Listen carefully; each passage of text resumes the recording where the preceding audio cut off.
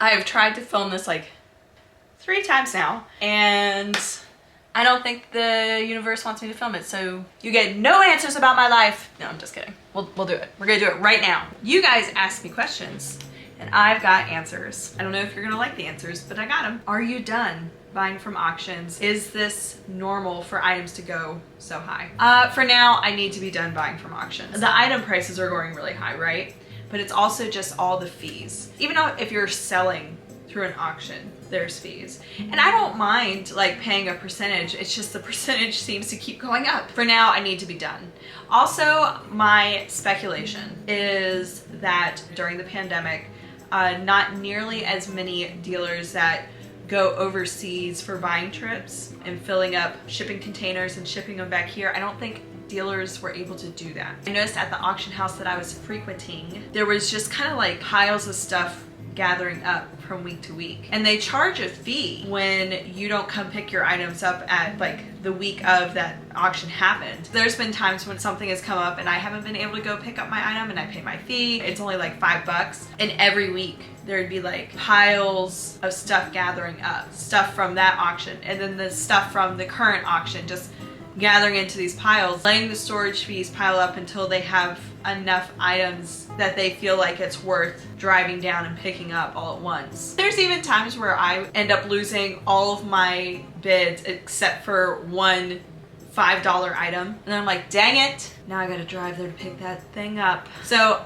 I get the strategy. When you go from an in-person auction house to online, which a lot of these auction houses had to do, so it's much more accessible and available to a wider audience versus having to actually be there in person to bid. Now there obviously, even in a lot of those in-person auctions, you could place an absentee bid, but people were more hesitant to do that versus now when you're kind of placing an absentee bid on the site. Basically, no, I'm not currently sourcing from auctions. I think if I was to source from an auction right now, it would be an in-person auction, if anything. That was one question. Oh my God, I'm gonna rant. I'm so sorry. How long have you been reselling vintage and antiques, and how do you remain motivated? Good question. So I have had a booth at the Factory Antique Mall for over 8 years now. I got it in June of 2015. There have been a lot of low points, a lot of high points. I just love putting displays together. I get a vision in my head and I have to see it through. I also just love old things and antiques. They're just better. It feels like something valuable when you're holding it, and that's so different from everything else that we're experiencing right now and what's being produced. What do I collect? I saw this question come through a couple times. What do I personally collect? Guys, it's not much. I will say Coach purses. I have a little collection of them, I do, but I'm not storing them properly right now. I need to figure out a way to like display them and take care of them. I would like to clean and condition them and kind of restore them a little bit. If I find one that looks like one I already have, I tend to resell it. A while back you mentioned YouTube has helped your booth. Would love to hear more. It's kind of a complicated answer. When I talk about using social media for advertising, I think you might be thinking about how you're gonna do it, and I think you're thinking about it wrong. I started this YouTube channel to kind of document my booth and what I was doing and show projects with the hopes of just it being put in front of people, and maybe that would generate some sales for me. In this world of us just being constantly advertised to, and it's so obvious, and you know, your brain knows when you're being sold to immediately. And you're just like, oh, I don't care, I don't need that thing. So how do you make people care? And I don't think it's telling them, this is what I have, you should come buy it. I think it's showing people how the sausage is made. That kind of in a way makes them care. They're kind of invested in it now. And that, I think that's how we generate sales now. We make people care. I love my booth. I love designing it and I love putting it together. I love sourcing for it. So I'm just kind of sharing that. But has it sold a lot for me? Yeah, that's how it's helped. We're so oversold to, you're not going to be able to convince someone to buy something they don't want. At least not me, especially in this economy. And that's, somebody else asked that same thing. What do you do when your sales are down in your booth? Referencing the economy. Don't sell, show. Show the process if you can. Do you have any tricks/tips for keeping customers interested in your booth when it's low? Same thing. Show the process, make people care, and you'll gain your customers along the way. I've gotten this question a ton, so I'm just gonna answer it, but I can't talk a ton about it. Yes, I'm still doing real estate. That's all I can say. The reason why is because in Virginia, there's all these advertising laws when it comes to real estate. And so if I talk too much about it, it's considered advertising. And then I have to include all these disclosures. You've probably noticed I am putting more time into the YouTubes and the booth. Do with that information what you will. Why did you wait so long to put Christmas decor in your booth? It definitely wasn't strategic. I can tell you that right now. It just was a time thing. Was late doing the fall reset, and that took a hot second. And then I edited that video, which also took a hot second. And then we were in Georgia for Thanksgiving. And then I wanted to do the Christmas display at the front of the antique mall before I did my booth, just because, I wanted to get it done for the Christmas open house. And then I was able to do my little Christmas display. So really that was on me. A lot of people said that I should have had it up in the beginning of November, and I just can't do Christmas stuff that early. I need to do it after Thanksgiving. So next year I really need to make it a priority that right after Thanksgiving, I take the Christmas stuff in, like have it priced and ready to go. And next year I want to do something more than just the ornaments. Like I would really like to do some kind of branch thing in the back half. It's not that it was an afterthought this year, because it's really actually getting better every year. I went from doing absolutely no Christmas stuff to having ornaments in my booth. But next year I would like it to be more of a priority. It's just how things ended up happening this year. As I'm filming this, it is the 17th, and those Christmas pieces have been in the booth since Thursday, which was the 15th. No, the 14th, I'm sorry. Everybody is currently watching that other video and is thinking that the items are not in my booth right now, but they are. Remember, we started this whole process a little earlier than December 1st, so they are in there and they're already selling. It'll be interesting to see how many sell before Christmas. And then I'll keep them up through New Year, but they're priced so well, I don't think I'll discount them. I really don't do discounts very much. If people come in and ask for a little bit of a deal on something, I'm more than happy to work with them. And I've talked about that before in a past video, this video right here. How far away will you go to thrift? I think it depends. If it's just a day trip, I would probably go an hour and a half to do some good thrifting. I would probably tie a couple of antique malls in there if I could. Tori and I have done picking trips where we've stayed somewhere overnight. I am not driving 45 minutes just to hit up a Goodwill, you know what I mean? But if there's other thrifting locations, yes. Did you participate in the Luckett Spring Market this fall? No, I didn't. And let's talk about Luckett's for next year. So Luckett's 2024, I will be doing the fall market. Okay, so I'm switching it up. Normally I just do the spring market and I skip out on the fall, or I just shop the fall. Next year, I'm skipping out on the spring and I'm just doing the fall. The spring, it's such a beautiful market. So pretty. And it's great time because everybody's getting out of the cold season and it's starting to warm up. People are antsy, they want to get out. It's usually the third weekend of May, and it's always up in the air whether or not I'm gonna have to miss out on like someone's graduation or a wedding or a baby shower, something like that. Or Mother's Day. That's happened. I want to be able to enjoy those spring weddings this year and not stress around whether or not I'm gonna get everything done for Luckett's or miss something of the Luckett's weekend. And because that's the other thing too, like it is so tough for me to work on projects during the winter months to prep for Luckett's.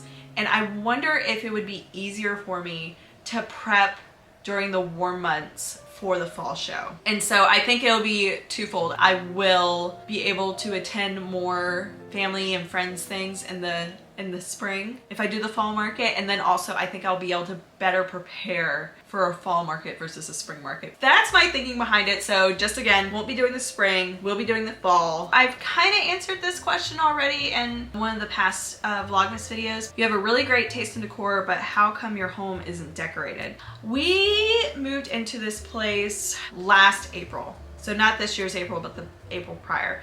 And we are coming up on 2 years, so it is kind of still pretty bare for the 2-year mark. But one, it's been just so busy. I don't feel like we've had a moment to just truly settle and figure out what we want to do with this place and then actually accomplish it.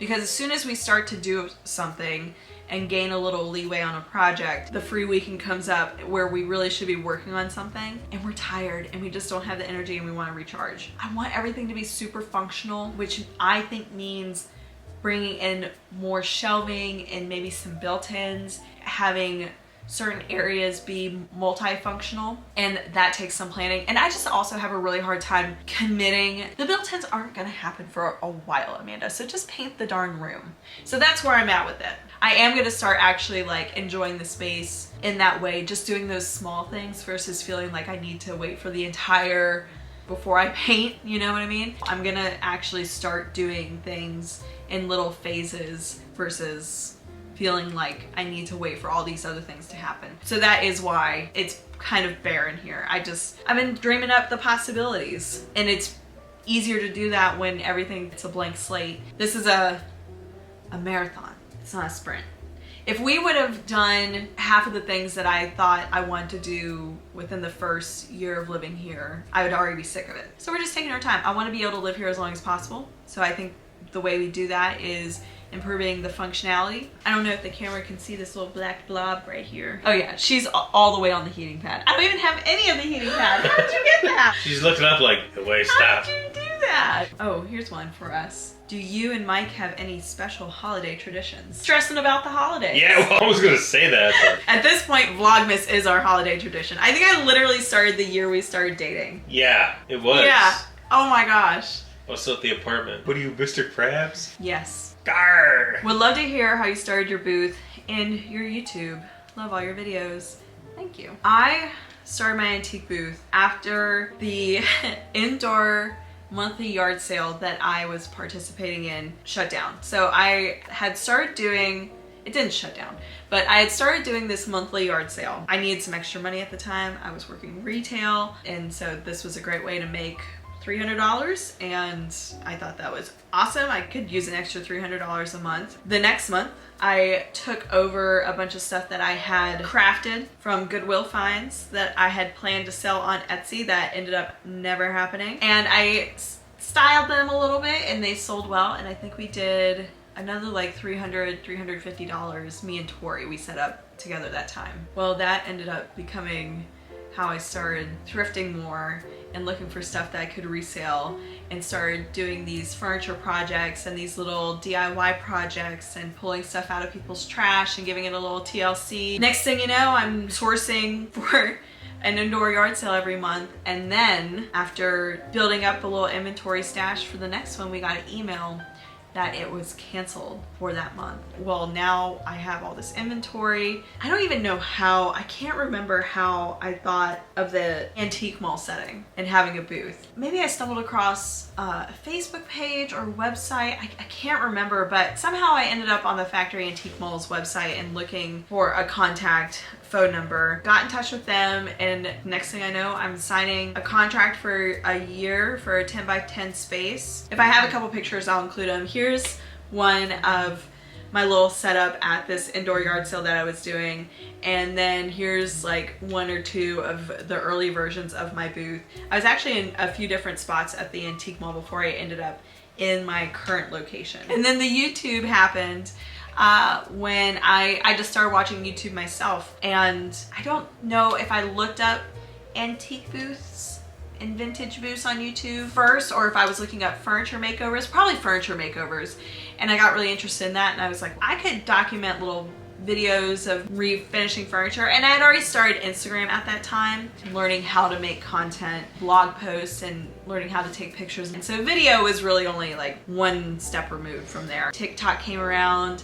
You really learn how to edit yourself in the short form videos. But with YouTube specifically, I started getting into other content bubbles and seeing other creators and learning how, I guess, YouTube works as far as like a business. Wanted to make furniture makeover videos to show the process, but then also realized that there weren't a ton of antique booth creators on YouTube. And I was really looking for that for myself to enjoy. I just wanted inspiration. Miss Mustard Seed had a channel where she had put up a few videos, and I watched those videos so many times just because they were so, well, obviously she's very entertaining and she puts together some beautiful content. Now I think we have a ton of people on here that are really putting it all out there and showing the process, and they're great sources of knowledge. I think there were a lot of people on here that prior to me that were doing this kind of content, but for whatever reason I missed them. It's really cool being able to go back and watch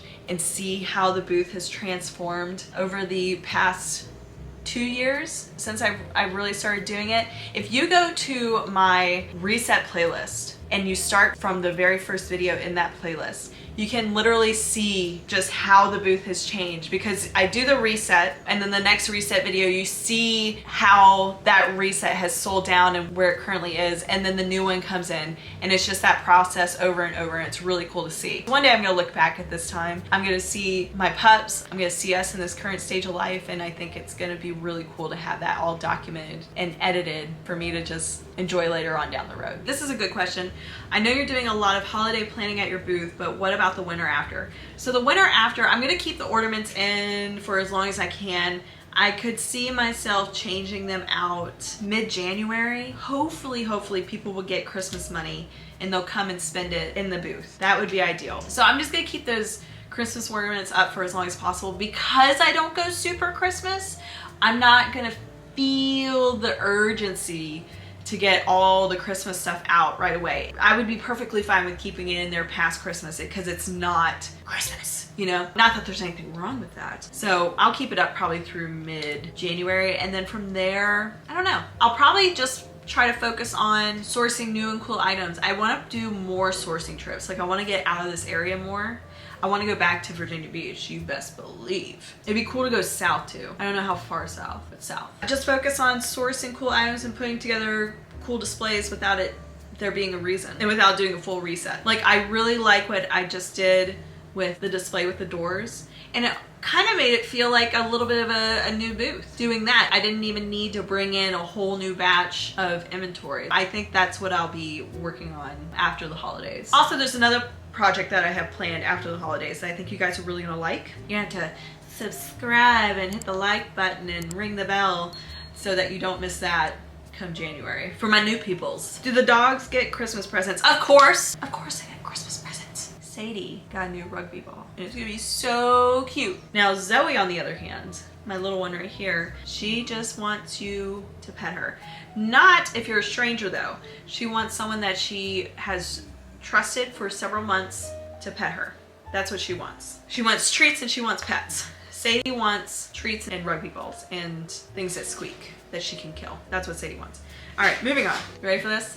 I'm here. I love the style of your booth. Will you one day make a video of you flipping a house? We'll collab. They can come do the house and we'll watch them. I like that. Any builder YouTubers out there, you come flip a house for us. We'll video it. We might tag you. And then we'll catch you on camera tightening that last little screw. With the hashtag. Done. That's right. We did it. We haven't even painted our walls yet. Flipping a house would be cool. Painting walls is a project. I painted walls one time. Hold on. Come tell them. I painted my parents' walls. Helped them paint walls.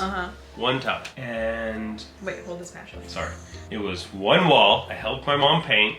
I was probably 12. And I vowed to myself I will never do this again. And I have to keep that vow to my 12-year-old self. Because it was horrible. You helped me paint the Luckett's walls this past year. And I ruined my brand new shoes, 2 days old.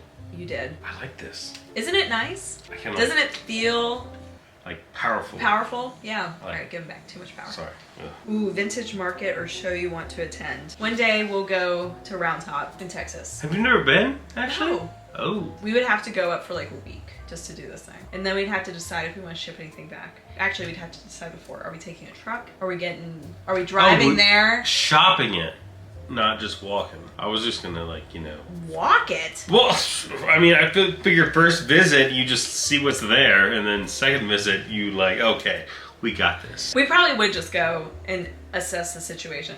But I mean, we're gonna buy stuff. We'd probably ship it back. Yeah. Hopefully not a butcher block. Oh no. Oh no.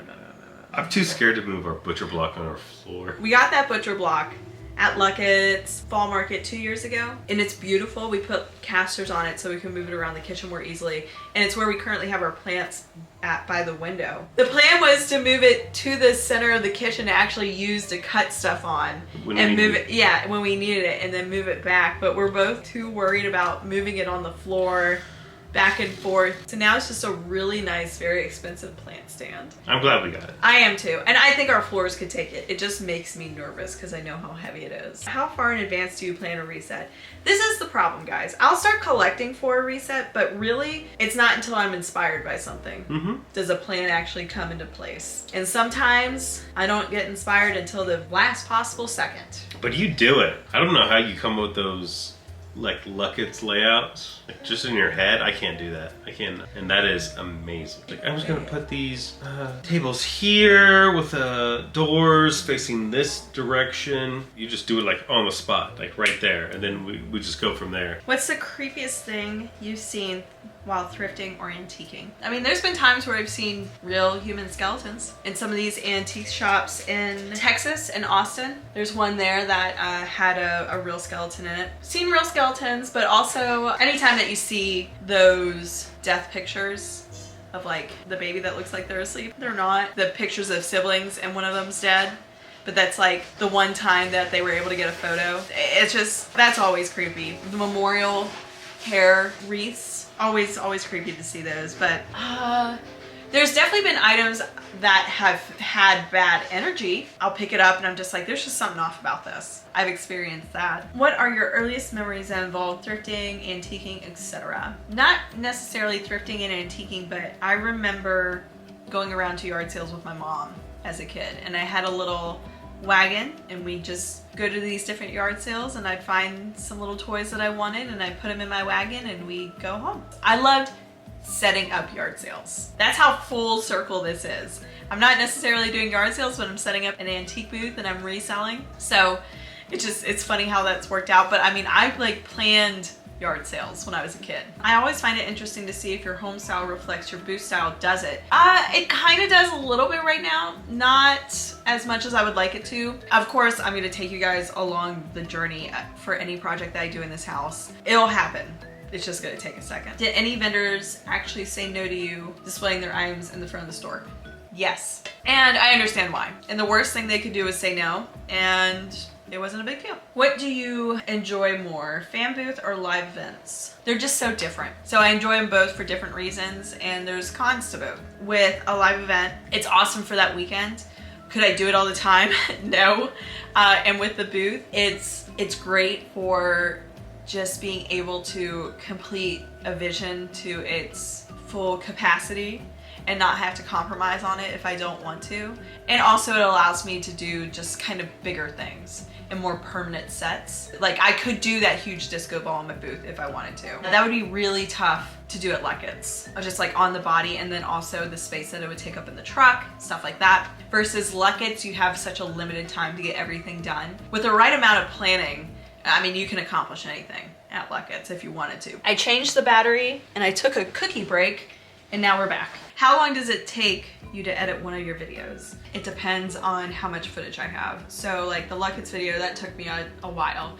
There was a lot of footage to go through. If it's around an hour and a half to 2 hours worth of raw footage, that's probably a 4 to 6 hour edit. And so if you're working with like 10 hours of raw footage, you can imagine something like under an hour of raw footage. I'm gonna go through that pretty quickly. It's gonna be like 3 hours. If it's more complicated, like where I have to blur a bunch of people's faces, that's when it starts to really like get time consuming, when you're having to do all those little things or add captions, or maybe I'm having a really bad speech pattern day. Those are fun to go through. So it just depends. When I'm just like working in my booth, those are quicker because I'm not really having to listen for words or anything like that. I'm just looking for movements. The videos take some time, but I really like how they come together. It's the main reason I do this is because I like to make the videos. I like producing the videos and coming out with something artistic and fun that I can look back on. I have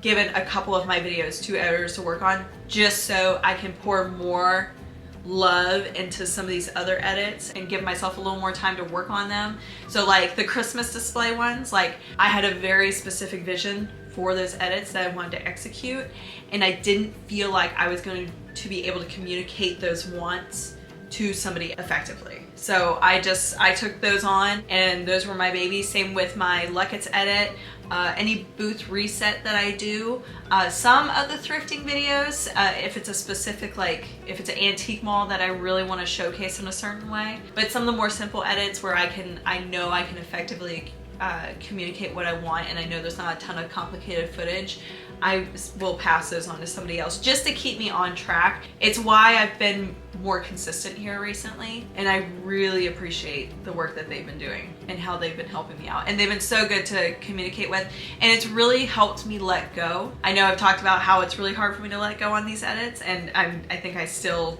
have a hard time letting them go. Learning how to let go, I think that's the only way I'm going to be able to move forward from here and to continue to build something, because we'll tie this into another common question that I'm getting, like, can I please ship? Can I please have an online store? Guys, I want to so bad, but there's just, it's a lot of work to run a YouTube channel, run a booth, source for that booth, which put those together, I guess. And then also, you know, the day job. And so I can only do 3 things and keep things somewhat balanced. For me to add on an online shop, something's gotta go. It's not that I don't like doing that one thing, it just, this is the dream. The booth, selling online, making these videos, that's the dream. I'm this close. I'm basically here. I'm here. But sometimes it just feels like I'm still just 3/4 in and not fully, and I would like to be fully in. As this gets bigger, I think that will make it possible. There's a lot of things that I would really like to do, especially coming up here soon, but something will have to change before I'm able to expand. And so delegating tasks to an editor, that's our first step. I would like to do the online shop. I'm not able to do it right now. I'm not able to ship right now. I am shocked by how many people want those bumblebee ornaments. Like, so that was the most popular ornament that people were talking about, were the bees. And I know it feels like, well, it's just that one little bee ornament, why can't I ship that? And I agree, I wouldn't just be able to do that. I would have to feel like I need to ship to everybody. So I'm not able to do it right now. I'm so sorry. I would like to get to that place. No, it's something that I'm actively working towards. It is the goal. Just know when we get there and that's happening, we're fully in. And I think we'll get there. It's just gonna take a second. What's something that you sold in your booth that you wish you would have kept for personal use? There's been a couple of my mirrors that I've sold. I'm just like, I love that mirror. Some of the old chandeliers that I've had. I had 3 sizes, and I put one in my old house in the kitchen, and it totally didn't even belong there. It had no business being there, but it's fabulous. And then I sold it right around the time when Mike and I started dating. I wish I would have kept one, probably like the smallest one or the medium one, just to use in a house eventually, like down the line. I wish I would have kept one of those. Really nice French Pierre mirrors. I have that one in my booth right now. It's so big. I don't even think it would fit in this house. It's huge. It might. It would reach all the way to the top of the ceiling. I thought about putting that one at the end of the hall here at the house. I kind of have a little vignette staged there right now. That vase that we found at Heyday 2 Vlogmases ago. There was this coffee table that I had in my booth years ago that I wish I would have kept. And the person that bought it put a dark, dark stain on top of it. How did you and Mike meet? We met on the online dating app called Hinge, the dating app meant to be deleted. There's several different dating apps, but I felt like Hinge was the best one. Met him for brunch. Can't remember if it was a Saturday or a Sunday morning. I mean, we talked for, I feel like it was like a 2 to 3 hour date. What's your most surprise thrifted find? I don't know if I have a good answer for that, but I can tell you the most wild auction find / turn of events that I've ever experienced. I mean, it's not that crazy, but I just thought it was really interesting. It was an online auction, and there was this framed dolly. I don't know what it was about it. Maybe I think I liked how it looked in the frame. I went to clean it. I noticed that this framed dolly is like framed onto like a canvas, because it wasn't just like a thin piece. It was like a thick canvas frame. was like, that's so weird. And I started to take off the fabric, and there was this gorgeous painting that had been covered over by this velvet dolly display. I don't know, it just felt like a moment like out of National Treasure. I kind of wish I would have kept that. I should have kept that. It ended up selling in the booth. I took pictures and I had the video, so that's a cool memory. Have you considered doing a room makeover in your house like XO? I'd love to see it. Like I talked about earlier, any changes that I do to the house, I want to bring you guys along. And I think we're going to start really small. This person asked, do you always price your booth items 4 times the cost of it? Sometimes when I find a really cool item that I feel will sell, but I had to pay more than I wanted to for it, I hesitate to mark it up 4 times. I might just double it. Am I cheating myself out of profit? I've done that, and I still do that. Usually range in between 3 and 4 times. But have I done it? Yes. Do I still do it? Yes. Will I still do it? Yes. I did that on something recently, that white berry and star garland that we got at that thrift store. I really only think I can double my money on that. I don't think I can do much more. So it happens. Don't beat yourself up on it. And if you can get more on it than 4 times, even better. I need my talking tongs. Have you ever considered having your own storefront or renting more booths right where you are? Yes to the booth thing. I don't know if I would rent where I currently am or if I try to expand more somewhere else just to hit a different market. As far as the storefront goes, I really wanted a storefront when I first got into this biz. I wanted my own storefront. And I had the booth, but I was still looking at storefront options. Somewhere along the way, you just realize how much it takes to run your booth. It's really cool that I can come set up this booth and leave. You pay a commission to the mall. Currently our commission is 10%, but it is about to go up to 12%. I don't have to worry about payroll as far as employees go. I don't have to worry about all the extra expenses that take to run that place. I think having a booth is the superior way to go. Now, if you are somebody that just absolutely needs to have control of the whole store space because you have a certain vision, I get that, but I've let that go and I only focus on my spot. And yeah, I enjoy the flexibility that it gives me to be able to just have the booth versus a storefront. And if I had the storefront, like I would have to hire somebody because the only way that you're gonna be able to source is if you close the store like on certain days or like when there's a certain auction going on. It would be really tough to be consistently open and source at the same time unless you hired someone to watch the store. And then you have to trust that you're hiring the right person to watch that store. So there's a lot of factors that go into it, but I prefer booth space personally.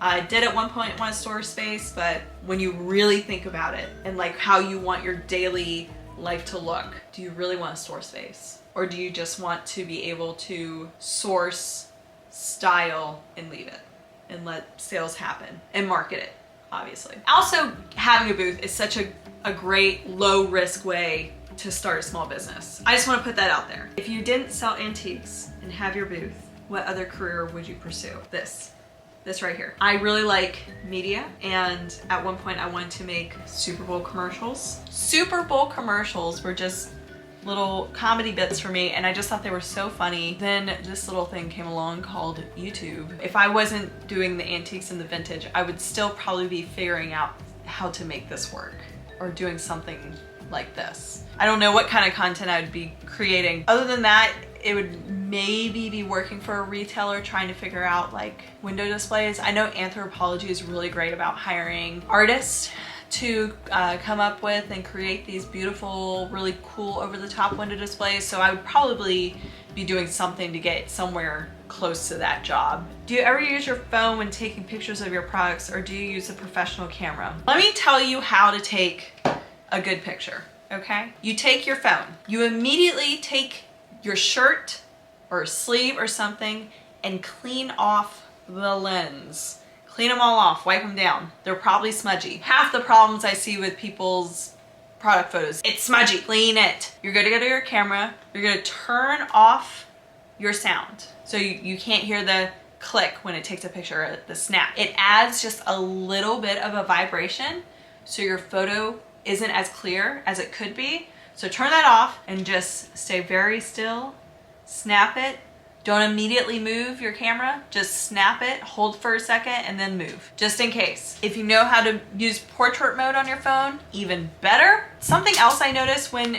people use their phone for their pictures, they feel like they have to add a filter. I think you should keep your product photos as close to normal and natural and for how that product looks as possible. When you start adding the filters, well, maybe someone thinks that looks a little more green than gray, and just, you want it to look as close as possible to the item. Getting it all on the phone, it can be tough, the coloring and all that jazz. When you edit your photos, try to enhance versus filter. You don't need a professional camera, just use your phone. Can you talk about organizing your booth so people can walk through or access items? You know, there are dealers out there that really think you just need to pack it in and people will find it, but I do think there's something to a booth being too packed for just the regular shopper. I like to dig. I will dig through a booth, but that's also, you know, the picker in me. For a shopper that's just there to browse and maybe they won't come back because they weren't able to see anything, or